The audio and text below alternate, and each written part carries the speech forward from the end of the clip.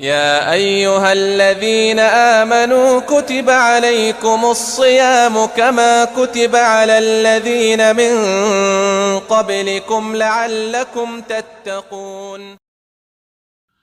ابن رجب حنبلی اپنی کتاب لطائف المعارف میں ذکر کرتے ہیں کہ انس بن مالک رضی اللہ تعالی عنہ کہتے ہیں کہ ان کے دور میں لوگ جیسے ہی شعبان کا مہینہ شروع ہوتا قرآن مجید پہ جھک جاتے اور کثرت سے اس کی تلاوت کرتے اور اپنے مال کی زکوٰۃ نکالتے تاکہ غریب، فقیر، مسکین اور نادار لوگ رمضان المبارک کی تیاری کر سکیں۔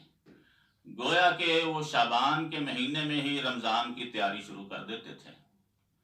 نبی کریم علیہ السلام جب رمضان کا مہینہ شروع ہوتا، سایہ فگن ہوتا، تو اپنے صحابہ کو اس طرح بشارت دیتے۔ ابو ہریرہ رضی اللہ تعالی عنہ کہتے ہیں کہ نبی کریم صلی اللہ علیہ وسلم فرماتے: اتاکم شہر رمضان شہر مبارک فرض اللہ علیکم صیامہ۔ اے میرے صحابہ کی جماعت، تمہارے پاس رمضان کا مہینہ برکتوں والا مہینہ آیا ہے اور اس کے روزے اللہ تعالیٰ نے تم پہ فرض کر دیے ہیں۔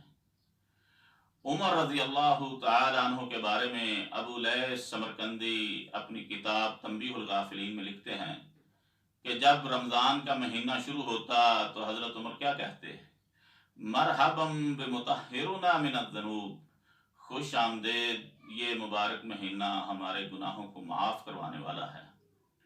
بد نصیب ہے وہ شخص جو رمضان المبارک کا مہینہ پائے اور پھر اپنے آپ کو بخشوا نہ سکے۔ ایسے شخص کے لیے تو جبرائیل امین نے بھی بد دعا کی ہے اور نبی کریم علیہ السلام نے اس پہ آمین کہی ہے۔